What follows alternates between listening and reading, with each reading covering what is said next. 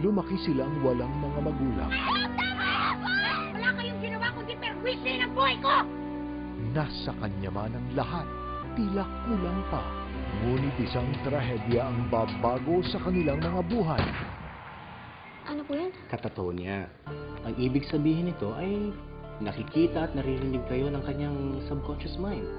Pero hindi kayo makakatanggap ng anumang response galing sa kanya. Bakit kayo nagpanggap ng mga anak? Mami niya ba siya? Hindi po. Opo. Mga anak niya po kami. Gusto lang po namin makatulong. Baka gusto siya perahan.